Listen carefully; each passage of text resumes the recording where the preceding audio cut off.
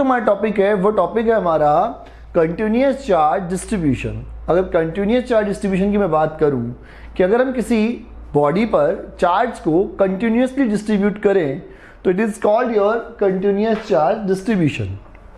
अब यहां समझना कि चार्ज को आप लोग 1D, 2D एंड 3D में डिस्ट्रीब्यूट कर सकते हैं। उन्हीं के बेसिस पे कंटिन्यूअस चार्ज डिस्ट्रीब्यूशन को 3 अलग अलग टाइप्स में डिवाइड किया है। Then first type is linear charge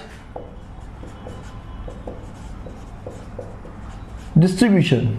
अब समझना कि अगर चार्ज को हमने 1D में अगर आपने डिस्ट्रीब्यूट किया तो it is called your linear charge distribution. मतलब आप किसी चार्ज को किसी लीनियर वायर या कर्व वायर पर अगर आप कंटिन्यूअसली डिस्ट्रीब्यूट करें, दैट मीन अगर इस पूरे वायर को हम लेंथ कंपोनेंट में डिवाइड करें और अगर मैं यहां कहूं कि भाई एक लेंथ कंपोनेंट मेरे पास dl यहां प्रेजेंट है, यहां चार्ज हमने डिसाइड किया dq प्रेजेंट है, तो जो लीनियर चार्ज डिस्ट्रीब्यूशन है उसके अकॉर्डिंग जो कंडीशंस हमें ध्यान रखनी है वो ये है बेटा कि कंप्लीट जो डिस्ट्रीब्यूशन आप कर रहे हो तो हर लेंथ कंपोनेंट पर, अगर dl की बात करूं, अगर मैं यहां dq चार्ज कंसीडर कर रहा हूं तो हर dl कंपोनेंट पर जो चार्ज का अमाउंट होगा वो कितना होगा, dq होगा। अगर हम इसके कुछ सब पार्ट्स लें, द फर्स्ट सब parts is linear charge density. It is denoted by lambda and the value of lambda is the charge distributed per unit length is called your linear charge density and the unit of lambda is coulomb, अरे भैया coulomb per meter। अगर हम यहाँ dimensions की बात करें तो 80L-1 it is your dimension. Second जो सब पॉइंट्स है वो हमारे पास है फोर्स ड्यू टू लैम्डा। अब हमें पता है कि अगर मैं एक टेस्ट चार्ज P पॉइंट पर कंसीडर करूं Q0 जिसका डिस्टेंस इस लेंथ कंपोनेंट से R है, तो यहां जो फोर्स लगेगा it is dF equals to K dQ Q0 upon R square.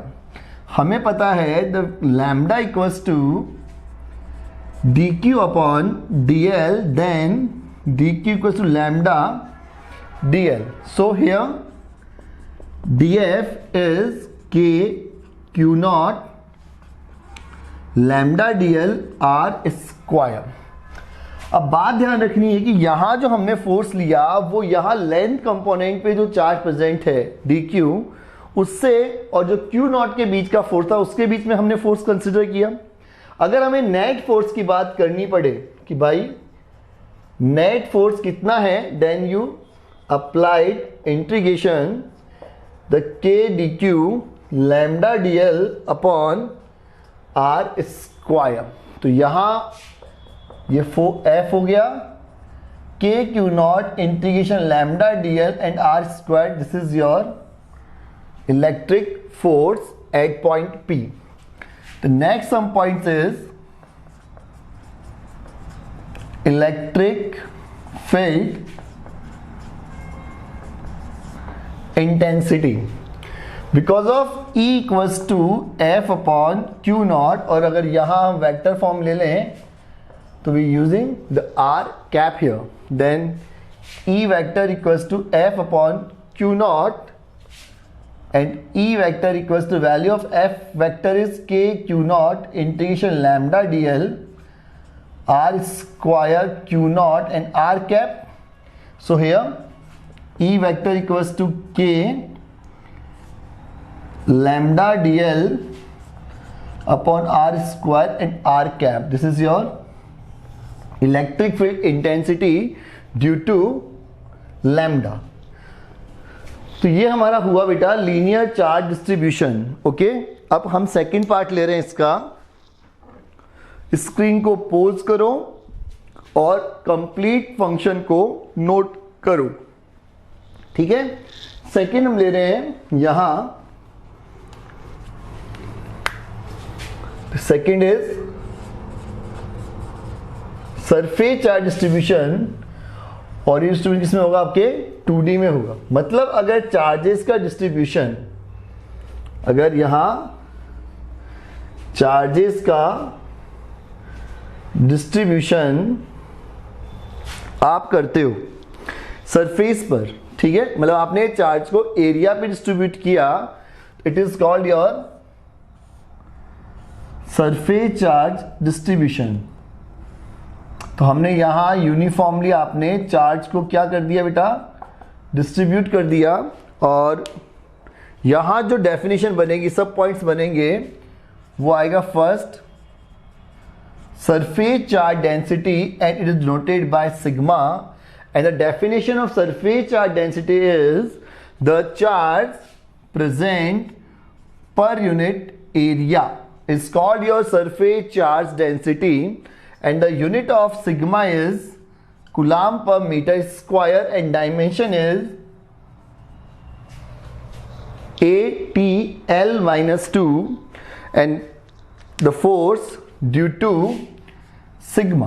Then here K D Q. अगर हम लोग यहाँ, अगर मैं यहाँ एक एरियल कंपोनेंट लूँ जिसका वैल्यू डी एस है, जिसमें चार्ज डी क्यू प्रेजेंट है, और मैं यहाँ एक पॉइंट ले लूँ पी जहाँ चार्ज क्यू नॉट है और ये आर है, ठीक है, तो यहाँ हमारे पास क्या आने वाला है? Because of sigma equals to d q upon d s, then dq equal sigma ds। Okay बेटा, देन यहां क्या आ जाएगा आपके पास? Sigma ds।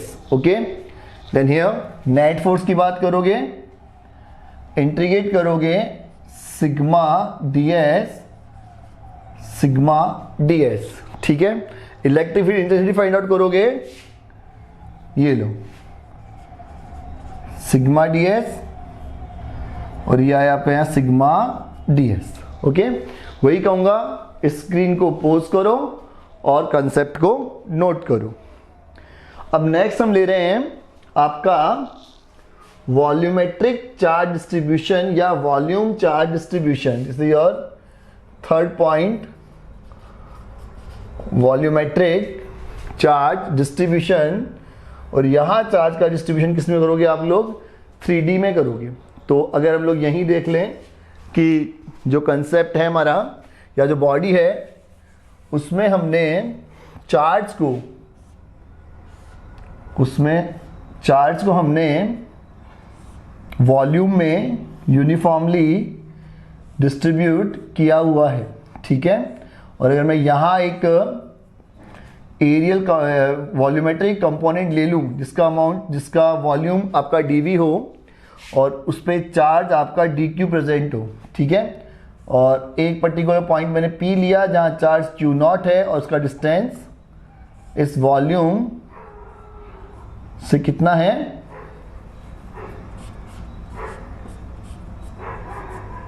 ठीक है, आप यूनिफॉर्मली चार्ज को डिस्ट्रीब्यूट कर सकते हो। तो यहाँ जो फर्स्ट कंडीशन आएगी, दैट मीन अगर वॉल्यूमेट्रिक चार्ज डिस्ट्रीब्यूशन की मैं बात करूँ तो यहाँ जो चार्ज का डिस्ट्रीब्यूशन है वो उस बॉडी के वॉल्यूम में यूनिफॉर्मली किया हुआ है। और यहाँ जो सब पॉइंट्स हम ले रहे हैं वो फर्स्ट है आपका सरफेस चार्ज की जगह हम लोग क्या करेंगे यहाँ पे वॉल्यूम चार्ज डिस्ट्रीब्यूशन और डिनोट करेंगे इसको रो से। और ये आपके पास वैल्यू आ जाएगा dq अपॉन dv, यूनिट हो जाएगा कूलम्ब मीटर क्यूब, डायमेंशन हो जाएगा ATL-3 and force due to rho. तो यहां हमें पता है कि यहां तुम्हें करना पड़ेगा rho equals to dq upon dv and तुम्हारे पास डी क्यू हो जाएगा रो डी वी, और यहां रो डी वी, ठीक है। तो नेट फोर्स निकालोगे rho d v, this is rho d v, और ये लो बेटा, ये आपका कंप्लीट कंसेप्ट हुआ हमारा कंटिन्यूअस चार्ज डिस्ट्रीब्यूशन का। हमने लीनियर चार्ज डिस्ट्रीब्यूशन कंप्लीट किया, हमने सरफेस चार्ज डिस्ट्रीब्यूशन लिया, और लास्ट हमने वॉल्यूम चार्ज डिस्ट्रीब्यूशन लिया। तीनों सिमिलर है, इससे ज़्यादा टाइम खराब नहीं करते हैं, और आगे अगले टॉपिक की तरफ हम लोग मूव अप करते हैं, ठीक है। तो बेटा जो नेक्स्ट क्वेश्चन हम लोग ले रहे हैं, वो नेक्स्ट क्वेश्चन हमारा है electric field eight axial line of uniformly charge ring, ठीक है। काफ़ी अच्छा क्वेश्चन क्रिएट होता है आपके एग्जाम्स में। तो अगर हम यहाँ देखें भाई, मैंने यहाँ एक रिंग कंसीडर की, इसका सेंटर मैंने O कंसीडर कर लिया, रेडियस हमने यहाँ A डिसाइड की, और ये हमारे पास आ गई इसकी एक्सियल लाइन। अब अगर हम लोग यहाँ एक लेंथ कंपोनेंट DL जिस पे चार्ज कितना प्रेजेंट है, DQ प्रेजेंट है, अगर हम यहाँ से पॉइंट P में डिसाइड करूँ कि ये पॉइंट P है जहाँ मुझे electric field intensity find out करनी है इस यूनिफॉर्मली चार्ज रिंग से,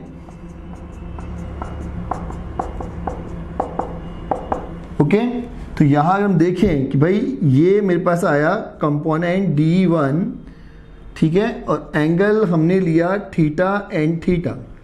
अगर हम इसका कंपोनेंट फॉर्म लें तो दिस इज, अगर मैं x डायरेक्शन का कंपोनेंट लूं, the value of DE1 cos theta and y में अगर लेता हूं तो DE1 sin थीटा। अगर हम यहाँ अदर कंपोनेंट्स की मैं बात करूं कि मैं अगर यहाँ एक लेंथ कंपोनेंट और लूं, या और किसी पॉइंट पर अगर मैं लेंथ कंपोनेंट लेता हूं बेटा, तो मेरे पास यहाँ जो DE sin थीटा है और यहाँ DE cos थीटा है, बात समझना कि जो y डायरेक्शन के कंपोनेंट है वो y direction component equal amount में होंगे और अपोजिट डायरेक्शन में होंगे, तो जो रिजल्टेंट आएगा वो जीरो आ जाएगा। लेकिन जो हमारे x डायरेक्शन के कंपोनेंट हैं वो x डायरेक्शन के कंपोनेंट सारे क्या हो जाएंगे बेटा, आपके एडेड अप हो जाएंगे, ठीक है, सारे ऐड हो जाएंगे।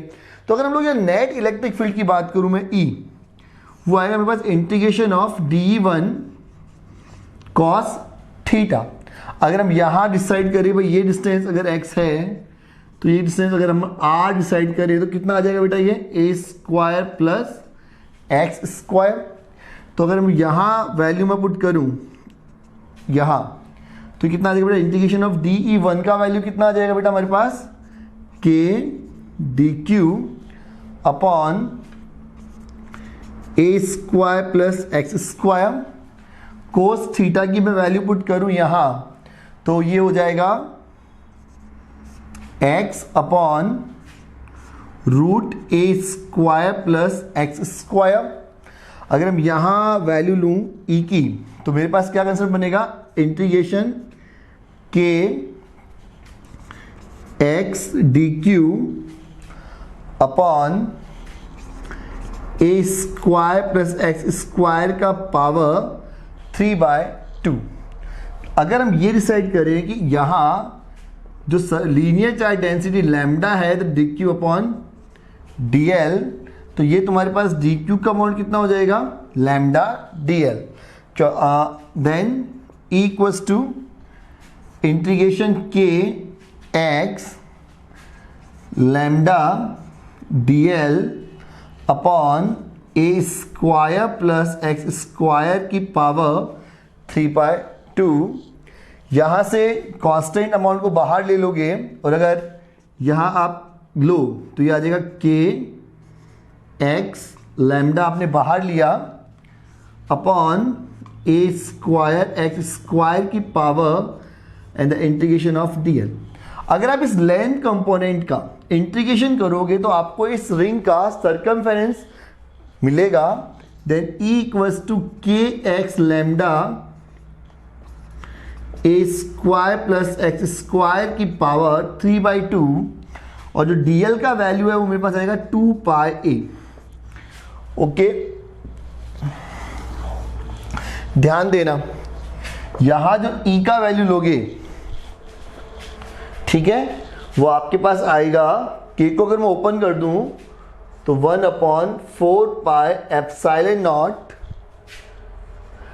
x lambda into 2 pi a।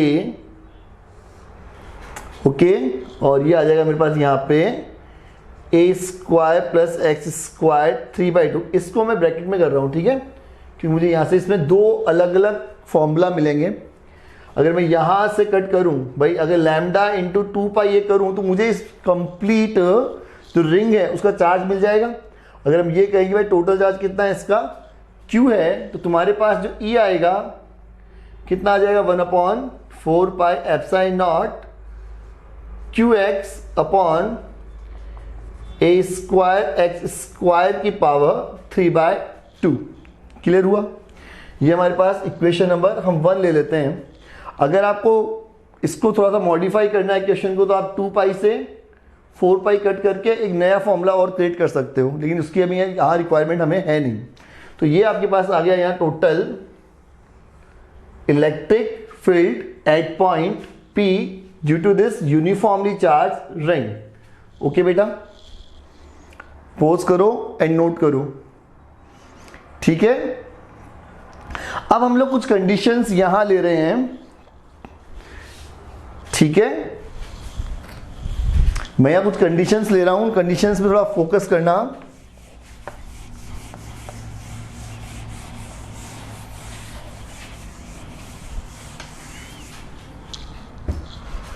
ठीक है बेटा, अगर ये कह दिया जाए कि आपका जो पॉइंट P है वो इसके सेंटर पर प्लेस हो, डेट मीन केस नंबर 1 लिया कि x इक्वल्स टू अगर 0 है तो आपका जो इलेक्ट्रिक फील्ड होगा वो भी कितना मिलेगा बेटा, आपको 0 मिलेगा। सेकंड, अगर आपको ये कह दिया जाए कि जो P पॉइंट है is very near to your centre of this ring, that mean अगर ये कह दूं भाई A बहुत बहुत ज्यादा है x से, that mean A is very very greater than to x, then a square plus x square is near about a square। तो आपके पास जो फॉर्मूला है इलेक्ट्रिक फील्ड का, it is given to E equals to Q x upon 4 pi epsilon naught a square की power 3/2। Then the formula become Qx upon 4 pi epsilon naught as to power cube.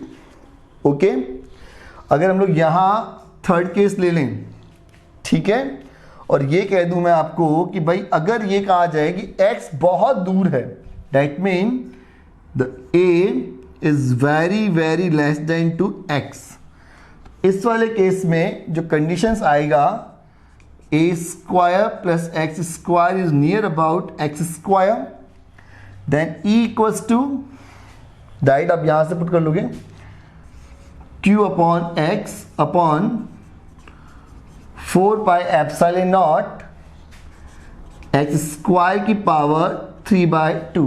2 से 2 cancel, और जो तुम्हारे पास condition आएगा E का, इधर QX 4 pi epsilon naught x to power 3, x से cube का एक एक्स कैंसिल हो जाएगा, देन द वैल्यू आएगा Q 4 pi epsilon naught x square. ये कब आया, जब यहां कंडीशंस हमारे पास ये वाली है, ठीक है।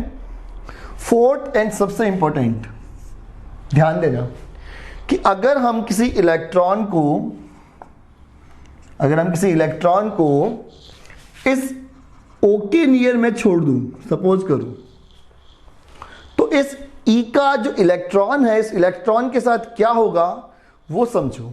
कि अगर इस यूनिफॉर्मली चार्ज रिंग के नियर मैं किसी इलेक्ट्रॉन को ड्रॉप कर दूं, तो उस पर लगने वाला इलेक्ट्रिक फोर्स F कितना होगा, माइनस का E एंड E, हाँ या ना भाई, नेगेटिव साइन आपके इलेक्ट्रॉन को शो करेगा, तो आपका F कितना आ जाएगा, E, and the value of E is ये रहा, जो हमने डिसाइड किया था, क्या आ जाएगा भाई नियर, मतलब मैं यहाँ कह रहा हूँ कि मैंने यहाँ छोड़ा है, इससे नियर छोड़ा है, तो ये कंडीशन लूँगा कि भाई ए आपका बहुत ज़्यादा है एक्स से, ठीक है। तो फॉर्मूला क्या बन जाएगा, E Q x upon 4 pi epsilon naught and a cube. अगर हम यहाँ देखें कि भाई F equals to minus E Q 4 pi epsilon naught a cube and x. तो this is your force constant. क्या हो जाएगा आपका फोर्स कांस्टेंट आ जाएगा, और एफ जो आपके पास आएगा वो माइनस का एक्स आएगा।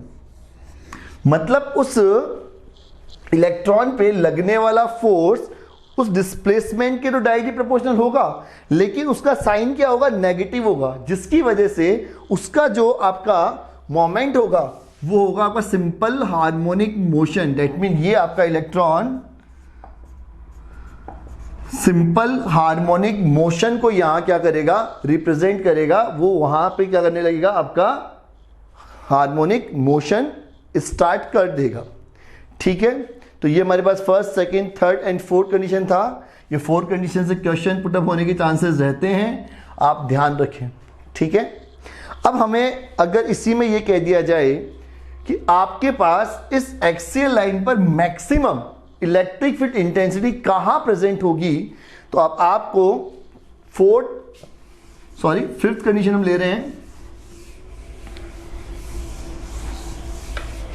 कि अगर ये कहा जाए कि भाई इलेक्ट्रिक फील्ड इंटेंसिटी अगर मैक्सिमम जिस पॉइंट पर होगी, कंडीशन नंबर 5, तो हमें पता है जब हमें इस तरह से क्वेश्चन निकालना है तो हमें उसका रेट ऑफ चेंज कितना करना पड़ेगा, 0 के इक्वल करना पड़ेगा। इक्वेशन नंबर 1 पुटअप कर, देन यहां मैं चाहूं तो इसे के क्यू ले लूं, 1/4 पाई एप्सिलॉन नॉट को मैंने कितना कंसिडर किया, के लिया मैंने, के Q x,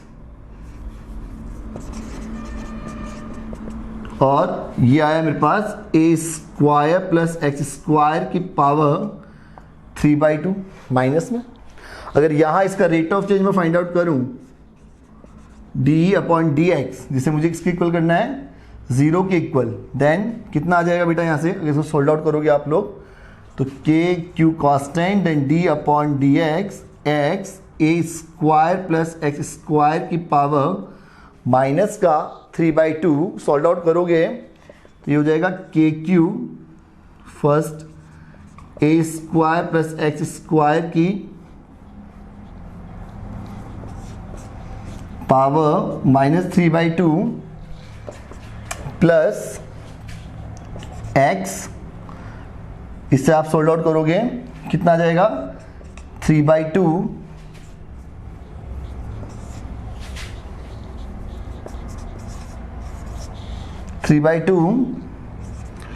a square plus x square की पावर माइनस का 5/2 डॉट 2x, ठीक है। इसे सोल्व आउट किया है मैंने, इस फॉर्मूला से ध्यान रखना कि d upon d x u dot v में करते थे ना,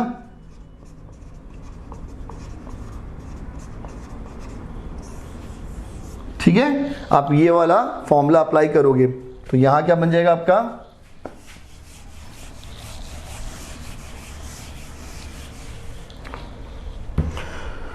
तो ये तुम्हारा जो आंसर आएगा, देखो एक बार क्या बनेगा ये वाला आपका, यहां से के क्यू, इसे सोल्व आउट नहीं करना तो एक्स स्क्वायर की power 3/2 plus x and 2x कितना हो गया, 2x स्क्वायर, और यहां से 3 है तो माइनस का 6 upon 2x square a square plus x square की पावर माइनस का 5/2, और हमें पता है कि किसके इक्वल करना है उसे, 0 के इक्वल। तो ये लो मैंने इसे 0 के इक्वल किया तो के क्यू आपका उधर गया, 0 हो गया। तो यहाँ क्या आया, a square plus x square की पावर माइनस की 3/2, जिसे मैं चाहूँ तो 1/a स्क्वायर एक्स स्क्वायर की power 3/2 equals to 6x² 2 a square x square की पावर 5/2, ठीक है। क्रॉस मल्टीप्लाई करके ले जाऊंगा इसको, तो ये आ जाएगा मेरे पास a square plus x square की power 5/2, a square plus x square की power 3/2 equal to 6/2 x square. Power का ऊपर लेके जाओगे, पावर को कट करोगे तो आपके पास आएगा ए स्क्वायर प्लस एक्स स्क्वायर, और ये आ जाएगा पावर आपका कितना हो जाएगा 2 हो जाएगा, ठीक है। वो 2 नहीं होगा 1 हो जाएगा, ठीक है, इक्वल्स टू 6/2 एक्स स्क्वायर। तो यहाँ से a square equals to 6/2 x square minus x square, a square equals to 6/2 minus 1 x square, then a square equals to 4/2 x square, then here a square equals to 2x square। अगर मैं x निकालना है, x का value आ जाएगा a/√2। तो आपको जहाँ electric field maximum मिलेगा वो डिस्टेंस होगा आपका x इक्वल्स टू a/√2, ठीक है बेटा। काफ़ी अच्छा कंसेप्ट है और आप लोग पूरा नोट करें, ठीक है।